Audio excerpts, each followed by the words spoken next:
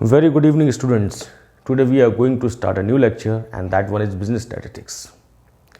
और business statistics को समझने से पहले हमारे लिए आवश्यक हो जाता है कि हम बिजनेस स्टैटिस्टिक्स क्या है इसी चीज़ को जान लें, वो ज़्यादा बेटर होगा।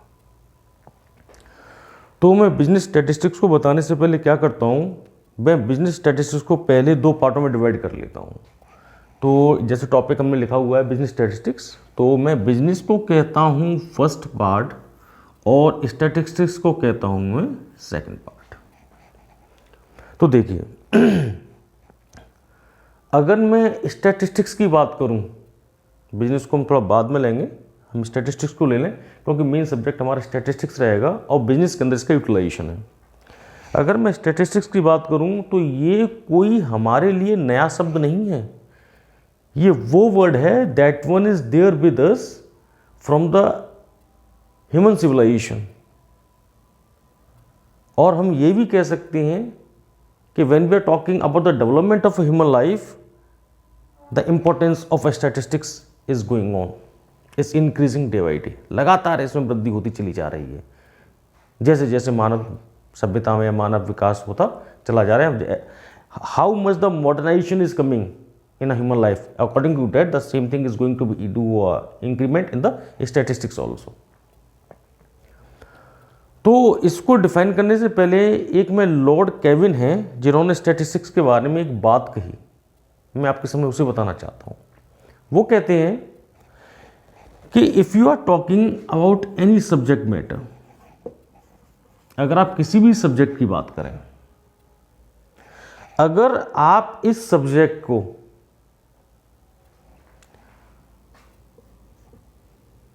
नंबर्स में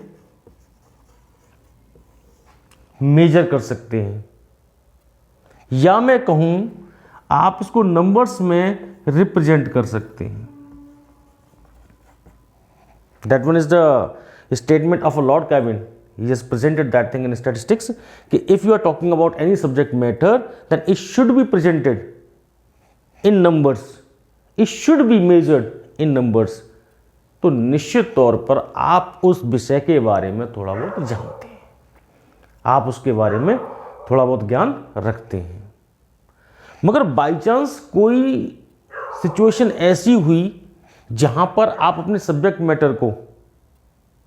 सब्जेक्ट मैटर से मैं कहूं किसी प्रॉब्लम को, किसी क्वेरी को, किसी इंफॉर्मेशन को आप नंबर्स में प्रेजेंट करने में फेल हो जाते हैं, आप उसको नंबर्स में मेजर करने में फेल हो जाते हैं, तो वह निश्चित तौर पर आपका नॉलेज पर डाउट क्रिएट करेगा, या मैं कहूं आपकी नॉलेज बड़ी अल्प या अनसेटिस्फैक्ट्री होगी। ऐसा लॉर्ड केविन साहब का कहना था। अगर इनके वर्ड्स को मैं ध्यान करता हूं तो एक चीज निकल के आती है, if the problem is there in front of you and if you can change or convert into the numbers, you can represent or measure in numbers, that definitely you will know something about the statistics. तो आप सांख्यिकी के बारे में कुछ ना कुछ जानते हैं। अब इनके अनुसार अगर मैं एक एग्जाम्पल दूं तो बड़ा सेट बैठता है कि अगर किसी की मोटर बाइक में कुछ भी खराबी आ जाती है तो निश्चित तौर पर होता क्या है कि एक बीटेक बंदा है मेरे घर के पास ही है, वो एक मैकेनिक है मेरे घर से थोड़ी दूरी पे। तो मैं जब बीटेक वाले बंदे से पूछता हूँ भैया इसमें जरा क्या खराबी होगी, आप मुझे बता सकते हैं? He is a BTech from the automobile, but he refuse to give the answer, उसे पता नहीं होता। मगर जब मैं मोटर मैकेनिक के पास जाता हूँ, बाइक मैकेनिक के पास जाता हूँ, he have a lot of experience in that particular field, वो हाथ रखते ही बता देता है उसके अंदर क्या समस्या है। रीजन कि उसके पास एक एक्सपीरियंस है। मगर जब एक कॉर्पोरेट वर्ल्ड में एक वैकेंसी निकलती है तो ऐसी सिचुएशन में एक मोटर बाइक, एक बाइक मैकेनिक का निश्चित तौर पर अच्छी पोस्ट पर सिलेक्शन नहीं हो पाता, क्योंकि उसकी योग्यता, उसकी नॉलेज वो नंबर्स में रिप्रेजेंट नहीं कर पाता या अपने नंबर्स में उसे मेजर नहीं कर पाता। इसकी वजह से उसे हम सांख्यिकी में, हम उसकी नॉलेज को सांख्यिकी में बेटर नहीं मान सकते। But in a corporate field the BTech candidate get a selection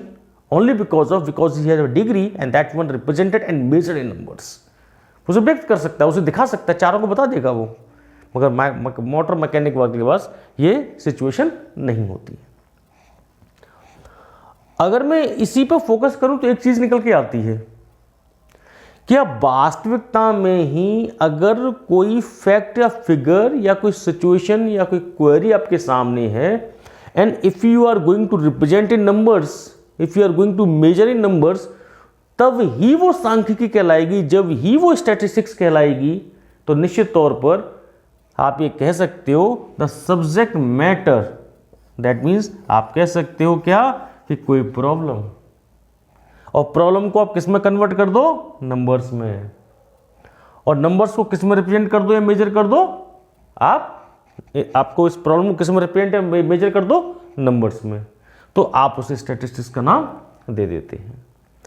अब ये जो वर्ड है इसको हम स्टैटिस्टिक्स कह रहे हैं, that one is a English word, और इंग्लिश वर्ड में हमने कहा कि something is going to be converted in numbers, represent in numbers, measure in numbers. तो निश्चित तौर पर हम ये कह सकते हैं कि अगर किसी चीज को नंबर्स में व्यक्त करना, नंबर्स के थ्रू से रिप्रेजेंट करना,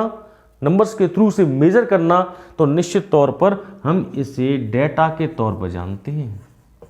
हम इसे डेटा के तौर पर जानते हैं, ठीक है ना। मगर क्या वास्तविकता में ये डेटा ही आपको सब कुछ प्रोवाइड करा सकता है? क्या इस डेटा से ही आप सांख्यिकी की पूरी नॉलेज को समझ सकते हैं? या अगर मैं कहूं कोई चीज नंबर्स में प्रेजेंट हो जाए तो क्या वास्तविकता में आपके सामने समस्या सॉल्व हो सकती है? ऐसा तो नहीं हो सकता। तो इसके लिए डियर स्टूडेंट्स, आप लोगों को क्या करना पड़ता है, आप इस डेटा पर, इस नंबर्स पर जो कि आपके सामने एज ए रिप्रेजेंटेशन सामने आई है, आप उसके ऊपर कुछ मैथमेटिकल अप्रोचेस का यूज करते हो, कुछ मैथमेटिकल टेक्निक्स का यूज करते हो, या मैं कोई स्टैटिस्टिकल मेथड्स का यूज करते हो। तो अकॉर्डिंग टू लॉर्ड केल्विन दो चीज हमारे सामने निकल के आ रही हैं, सब्जेक्ट मैटर को या प्रॉब्लम को नंबर्स में रिप्रेजेंट करना, दूसरा इस आईयूए रिप्रेजेंटेशन पर, इस नंबर्स पर एक स्टैटिस्टिकल मेथड्स को यूज करना, जिससे कि आपके सामने कुछ आपने क्या किया, इस डेटा पर एक स्टैटिस्टिकल मेथड्स यूज कर दिए। आप क्या यूज कर रहे हैं, स्टैटिस्टिकल मेथड्स। क्यों यूज कर रहे हैं कि इन मेथड से आपके सामने एक बेस्ट रिजल्ट निकल के आएगा, जिसके आधार पर आप कुछ इफेक्टिव डिसीजन लेने में सफल हो सकते हैं। ये अकॉर्डिंग टू लॉर्ड केल्विन था। मगर मैं इसमें थोड़ा और कुछ बताना चाहूं, क्योंकि देखो ये तो एक अकॉर्डिंग टू द ऑथर कहानी पेश हुई, मगर जनरल सेंस में समझने के लिए भी आवश्यक हम इसे जाने कि आखिरकार स्टैटिस्टिक्स है क्या। मैंने आपसे कहा कि ये हमारे समय, ये हमारे साथ उस समय से है जब से मानवता का विकास हुआ, या हम कहें जब से ह्यूमन सिविलाइजेशन स्टार्ट हुआ है, तो जब से स्टैटिस्टिक्स मानी जाती है। जैसे पुराने समय में जो भी राजा महाराजा हुआ करते थे, वो निश्चित तौर पर अपनी देश की सीमाओं की सुरक्षा के लिए, कि आखिरकार उनकी देश में, उनकी देश की सीमा में, उनकी बाउंड्रीज में कितने सैनिक हैं, how many military human beings are there in this army for to safe and guide the boundaries of this nation. उसके पास कितने हथियार हैं, किस टाइप के हथियार हैं, उसकी जनता उसके साथ में साथ दे रही है या कुछ विद्रोह की सिचुएशन सोच रही है, लोगों की आवश्यकताएं पूरी हो रही हैं कि नहीं हो रही हैं, इन सभी के बारे में जो रूलिंग किंग होते थे या मुगल्स होते थे या एम्परर्स होते थे, they always collect the information in terms of their data, और we can see in terms of their numbers. Reason उसे सेफ एंड सिक्योर अपनी बाउंड्रीज को रखना है, इसलिए वो इंफॉर्मेशन के तौर पर इन चीज़ों को जानता था, और इन्हीं से वो अनुमान लगाता था कि आगे उसे कितनी फौज को बढ़ाना है, कितने और नए हथियार जोड़ने हैं, क्या नई नई चीज़ें बना के तैयार करनी है, अपनी जनता के लिए क्या चीज़ें प्रोवाइड करनी है। तो यहाँ पर कहने का पर्पस सिर्फ ये था कि अगर मैं स्टैटिस्टिक्स की बात करता हूँ तो निश्चित तौर पे मैं उन संख्या की, उस डेटा की बात करता हूँ जिससे कि एक राजा महाराजा पुराने समय पर अपनी देश की सुरक्षाओं को, अपनी देश की सीमाओं को सुरक्षित रखते थे, अपनी मानव समाज को सुखी रखते थे, अपनी जनता को प्रसन्न रखते थे, या उनकी सभी जरूरतों को पूरा करते थे, और बाहर से आने वाले आक्रमण को रोक लेते थे, और कुछ उनके विकास के लिए नई नई भूमिकाएं बना पाते थे। तो वहाँ से सिचुएशन चल रही है, और अभी भी आप देखेंगे इसमें एक और अगर इंफॉर्मेशन जोड़ें तो इजिप्ट की अगर हम बात करते हैं तो इजिप्ट में आप एक चीज़ देखेंगे, वहाँ पे जो भी ममीज़ हैं, जो भी पिरामिड्स हैं, वहाँ के भी जो एम्परर्स थे, तो वहाँ पे जो भी बच्चा जन्म होता था या जो भी बच्चा मर जाता था, तो according to know about the birth rate and about the that rate and how many pyramids, how many mummies they are going to be covered in that. These all informations are to be written, are to be recorded in terms of data. तो वो भी इस चीज़ का use करते थे।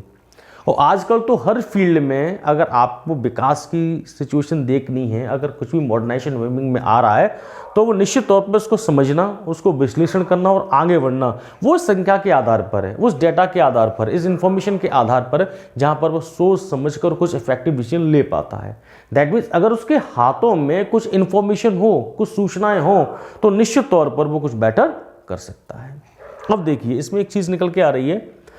कि अपने देश की सीमाओं के लिए राजाओं द्वारा एक इफेक्टिव डिसीजन लिया जाता था इस डेटा द्वारा। इस पर वो निश्चित तौर पर सोच विचार मंथन करता था अपने सेनापतियों के साथ में, अपने मंत्रियों के साथ में, आखिरकार हमें आगे क्या करना है। क्या आज के टाइम पर भी, मतलब उस समय पर राजा महाराजाओं को अपने देश में शासन करने के लिए, अपनी जनता की एक प्रबलता दिखाने के लिए, उनको मजबूत बनाने के लिए ये सब काम करने पड़ते थे, तो क्या आज का बिजनेस हाउसेस, आज के कॉर्पोरेट हाउसेस, जहां पर a lot of manufacturers are there in this field, they are making a production of same time of units and they know it very well, a number of producers are too much more but the customers are limited. That means पहले customers की संख्या आपकी unlimited हुआ करती थी, manufacturers की संख्या आपकी लिमिटेड हुआ करती थी, मगर आजकल आप देखेंगे कि आपके जितने भी मैन्युफैक्चरर्स हैं इनकी संख्या लगातार बढ़ती चली जा रही है, मगर कस्टमर्स की संख्या वो लिमिटेड है। तो है क्या, they want to attract more and more customers. जब एक ही टाइप का प्रोडक्ट बना, एक ही सिचुएशन पर बना, सब कुछ आपने प्रोवाइड कस्टमर्स के लिए कर दिया, तो आप चाहेंगे कस्टमर्स के सबसे ज़्यादा share, customer share should be attracted towards your side more and more in the comparison of others. तो क्या वो बिजनेस हाउसेस इन कस्टमर्स को अपनी ओर अट्रैक्ट करने के लिए निश्चित तौर पे क्या इस स्टैटिस्टिकल डाटा का, इस इंफॉर्मेशन का यूज नहीं करेगा? क्या वो मार्केट से उन कंज्यूमर्स के लिए जिनको वो अपनी ओर अट्रैक्ट करना चाहता है, अपने ग्राहक बनाना चाहता है, अपने साथ लगातार जोड़ना चाहता है, लगातार उनसे प्रॉफिट अर्न करना चाहता है, एक गुडविल क्रिएट करना चाहता है, तो क्या वो कंज्यूमर्स के लिए एक डाटा का कलेक्शन नहीं करता होगा? और क्या इस कलेक्शन पर वो निश्चित तौर पर वो स्टैटिस्टिकल मेथड्स का यूज नहीं करता होगा, जिससे कि वो इफेक्टिव डिसीजन ले सके, एक रिजल्ट पे एक अच्छा डिसीजन ले सके जो कि उसके बिजनेस हाउसेस को आगे बढ़ा सके? तो ये कुछ फंडामेंटल्स हैं जो कि हमें बिजनेस स्टैटिस्टिक्स में एज ए बेसिक पढ़ने हैं। अब इसमें थोड़ा आगे बढ़ाता हूँ क्योंकि ये तो इसका बेसिक था। यहाँ पे मैंने एक वर्ड यूज किया था, when the problems are to be converted into the numbers. तो ये मैंने कहा आपका इसको इंग्लिश फॉर्म में हम डाटा कह देते हैं, इंफॉर्मेशन का कलेक्शन, और इनके ऊपर जो स्टैटिस्टिकल मेथड्स जो यूज होते हैं जिनके आधार पे आप इफेक्टिव डिसीजन ले पाओगे और बाय सीइंग द रिजल्ट के आखिर का क्या सिचुएशन है वास्तविकता।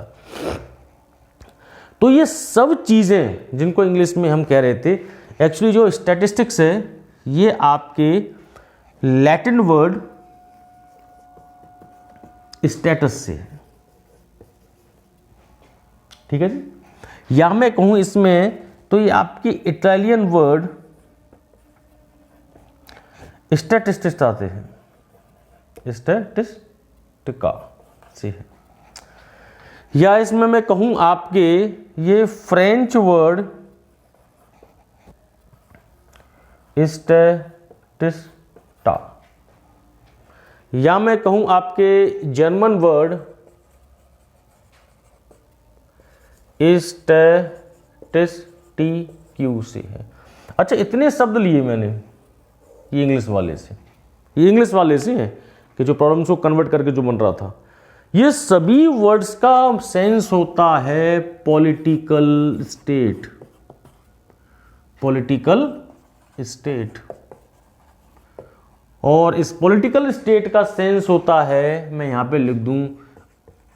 To know the sound position of anyone, किसी की पोजीशन का पता लगाना। और पोजीशन का पता लगाने से मतलब होता है आप उसके हर स्तर की जानकारी का अनुमान रखें, हर स्थिति के बारे में आपको पता हो। और स्थिति का पता क्यों चाहते हैं आप, कि जब आपके पास किसी की पोजीशन का पता होगा तो निश्चित तौर पर आप एक इफेक्टिव डिसीजन ले पाओगे कि आखिरकार आपको अपने आप को मजबूत बनाने के लिए क्या क्या कदम उठाने हैं। तो बिजनेस हाउसेस जिनके अंदर लगातार कस्टमर्स को अपनी ओर अट्रैक्ट करने की सूचना रहती है, एक अपनी ओर अट्रैक्ट करने की भावना रहती है, लगातार अपने आप को एक अच्छी पोजीशन पर लाने की कोशिश कर रहे होते हैं, लगातार वो कुछ ना कुछ कस्टमर्स के लिए, चाहे वो आपके डिस्काउंट्स में, चाहे वो कुछ प्रमोशंस के थ्रू, चाहे कुछ स्कीम्स के थ्रू, चाहे betterment of the products by doing the modification the existing product, कुछ भी करना पड़े, मगर ये करेंगे किस पर, आप इस पोजीशन को जान करके आखिरकार दूसरा कॉम्पिटिटर मार्केट में क्या चीज प्रोवाइड करा रहा है आपसे बेटर। ठीक है ना, तो ये इसकी थ्योरी पार्ट था। और कहीं कहीं पर हम प्राइमरी स्टैटिस्टिक्स और सेकेंडरी स्टैटिस्टिक्स की बात करते हैं, तो बच्चों इस चीज को जान लीजिएगा, जहां पर हम प्रॉब्लम को नंबर्स में रिप्रेजेंट या मेजर करके या कन्वर्ट करने की क्षमता लेके आते हैं, या मैं कहूं when we are talking about the collection of data, of science of data, science of numbers, तो ये जो तरीका है नंबर्स में प्रेजेंट करने का या कलेक्शन ऑफ डाटा की बात करना, इंफॉर्मेशन को लेके आना, ये प्राइमरी स्टैटिस्टिक्स कहलाती है। मगर इसके ऊपर जो आप इस पर, जैसे प्राइमरी स्टैटिस्टिक्स कह दीजिए या सिंगुलर स्टैटिस्टिक्स कहते हैं, मगर जब इस डाटा के ऊपर, क्योंकि सूचनाएं आपके पास आ जाएं तो उन सूचनाओं से कुछ नहीं होगा, उस डाटा से कुछ नहीं होगा, जब तक आप उसे सही तरीके से इवैल्यूएशन या उस पर कोई मैथमेटिकल टेक्निक्स के स्टैटिस्टिकल अप्रोच को यूज करना नहीं जानते। तो जब इसको यूज करने के बाद आपके सामने जो रिजल्ट आएगा निकल के, तो वो चीज आपके प्लूरल स्टैटिस्टिक्स या सेकेंडरी स्टैटिस्टिक्स के नाम से जानी जाती है। तो अभी इसको प्लीज पॉज द वीडियो, तो हम इसके बाद इसके में आगे बढ़ते हैं।